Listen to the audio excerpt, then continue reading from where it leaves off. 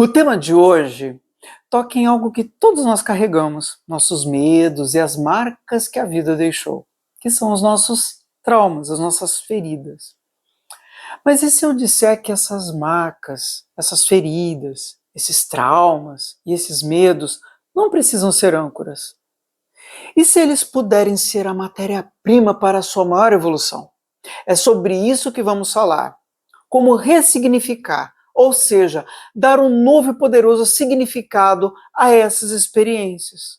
Então o vídeo de hoje vai tratar bastante disso, de antídotos que a gente pode utilizar para que os medos e os traumas, ao invés de serem os nossos inimigos, os nossos maiores fantasmas, os nossos maiores monstros de Halloween, se tornem os nossos aliados e as nossas maiores forças.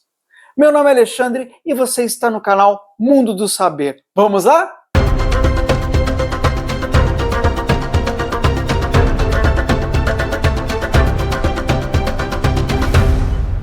Capítulo 1. O poder da aceitação e não da resignação. O primeiro e mais difícil passo é a aceitação. Não confunda aceitar com se conformar ou achar bom. Aceitar é apenas reconhecer a realidade. O medo está aqui, o trauma aconteceu. Isso é o mais importante. Quando a gente aceita, a gente consegue trabalhar de uma forma mais assertiva tanto o medo quanto a trauma. Mas para que a gente possa entender um pouquinho mais, vamos falar sobre o conceito de medo e o conceito de trauma. Começando pelo medo. O medo ele é um sinalizador. Ele nos avisa sobre riscos, mas muitas vezes está desregulado, gritando perigo onde há apenas novidade. Aceitar o medo é ouvir o sinal, mas decidir se a mensagem é real ou um eco do passado. Sim, o medo ele pode ser gatilhos que nós tivemos no passado, alguma situação, algum cenário que a gente teve que reagir de uma forma muito violenta e aquilo ficou marcado no nosso subconsciente. E quando um cenário muito semelhante acontece, esse gatilho vem como uma forma de proteção. Às vezes a gente trava em público, porque em algum momento a gente foi ridicularizado em público, sofreu algum bullying quando era criança, e agora na fase adulta a gente quer falar em público e tem essa insegurança. Só que isso ficou lá no subconsciente, às vezes a gente nem lembra.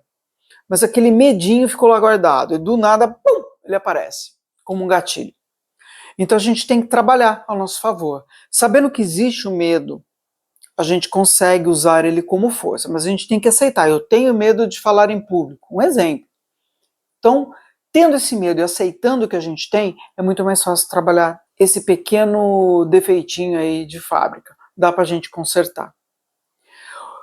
Já falei em alguns vídeos sobre as 3 fases do medo que a gente tem. São 3 tipos de fases, não. Vamos colocar reações. São 3 tipos de reações. A primeira a gente congela, fica ali parado.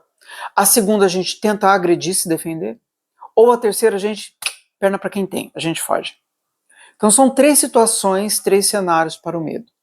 Então são reações espontâneas do nosso corpo. Às vezes a gente nem sabe por que está reagindo, mas está ali realizando aquele ato. Então conhecer que a gente tem alguns medos, aceitar, é importante. Então esse é o primeiro conceito, o de medo. Agora vamos entender um pouco sobre o trauma. O trauma ele já é uma ferida que não cicatrizou direito. Aceitar que ela existe, sem se julgar por sentir dor, é fundamental. É como olhar para uma cicatriz e dizer, você faz parte da minha história, mas não me define. Você não faz parte do meu futuro. Eu não quero você no meu futuro desta mesma maneira. Essa é a base de começar a reescrever a história. O trauma, às vezes ele é tão profundo que a gente conta histórias sobre ele repetidas vezes. Em alguns momentos a gente se torna até chato, de tantas vezes que a gente conta a mesma situação, o mesmo cenário, o mesmo enredo. Porque aquilo nos feriu tanto que a gente precisa sempre externar, colocar para fora. E às vezes as pessoas que estão muito próximas de nós não aguentam mais a mesma história, o mesmo roteiro. É a mesma coisa que assistir um filme 357 mil vezes. Você já sabe de cor e salteado, mas tem que ali ficar como ouvinte.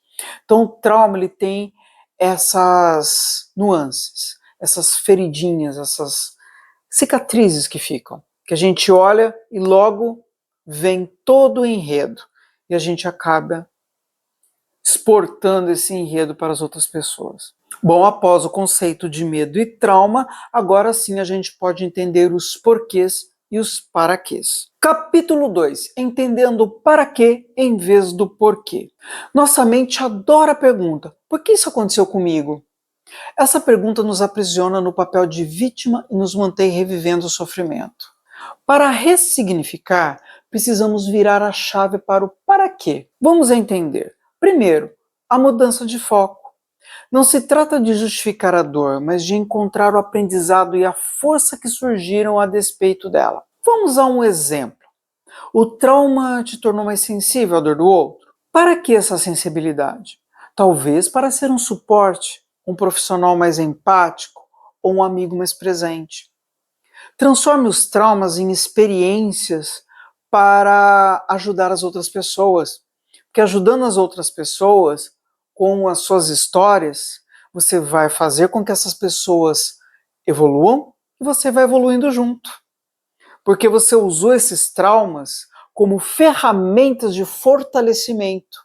Você ajuda o próximo e você se ajuda.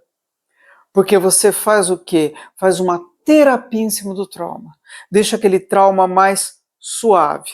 Não quer dizer que as cicatrizes elas vão sumir, de que você vai esquecer completamente, como num passe de mágicas. Não. Simplesmente você vai ressignificar. Ah, esse trauma, ele me destruiu por um momento, mas eu estou vendo que uma pessoa está passando pelo mesmo cenário. Então eu vou aproveitar para ajudá-la, contar a minha experiência para que ela possa ressignificar a vida dela também. A partir do momento que ela ressignifica, eu estou me ressignificando, porque a ajuda faz com que exista para mim o conforto e a felicidade do outro faz com que o meu trauma não seja tão importante, que ele seja minha fortaleza, porque eu usei ele de uma forma a ajudar o próximo.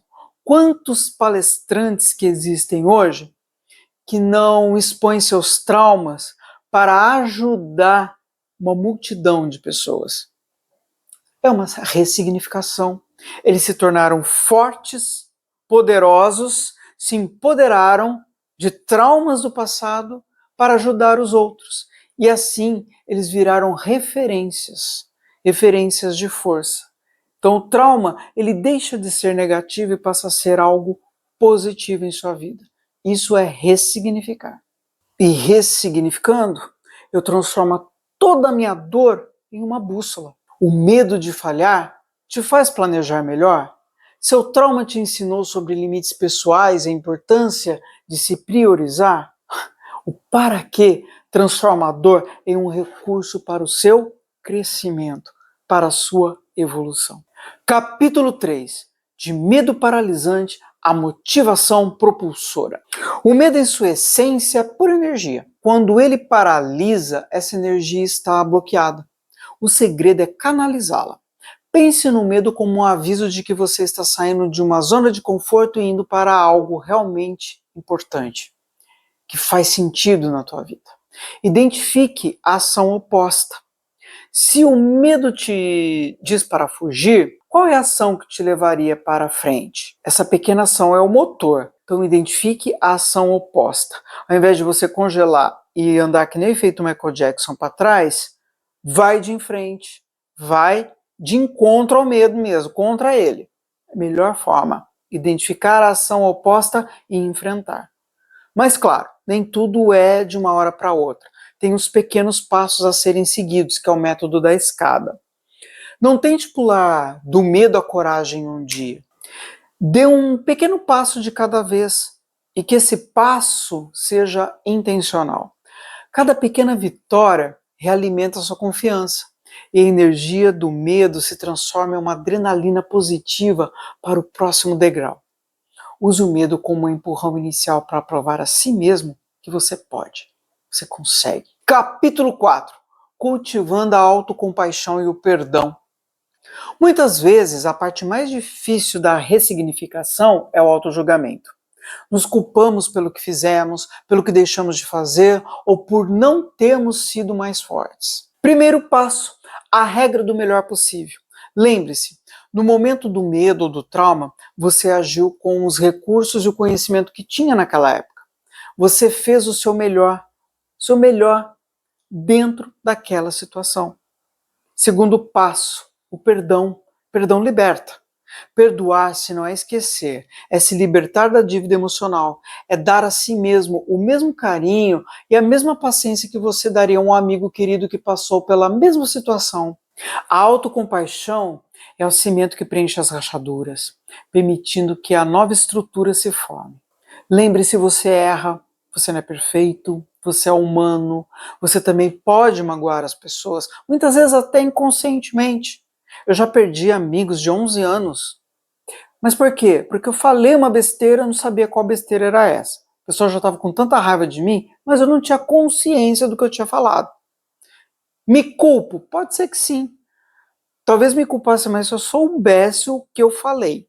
Mas até hoje essa pessoa não fala comigo, também não sei por quê. Agora eu vou ficar remoendo isso? Não, eu uso como força. Força para ajudar outras pessoas a muitas vezes pensar antes de falar. Não falar por impulsividade. Pode ser que tenha sido isso o meu maior erro, mas eu não sei o que é. Porém, virou um trauma, porque eu perdi uma amizade de muitos anos. Mas acontece. Amigos de longa data, a gente pode perder do nada, num passo de mágicas. Mas a gente precisa ressignificar, não deixar esses traumas tomarem conta da nossa vida. Capítulo 5. Criando uma nova narrativa e identidade. A ressignificação culmina na criação de uma nova história. Você não é a sua ferida.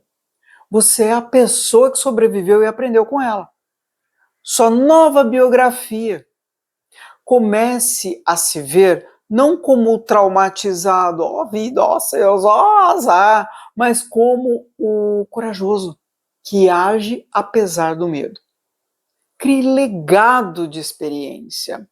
Decida que o que você viveu não será uma lembrança vazia, mas um legado de força. Você pode usar a sua experiência para ajudar outras pessoas, para criar arte, para construir um futuro diferente. É a transformação final.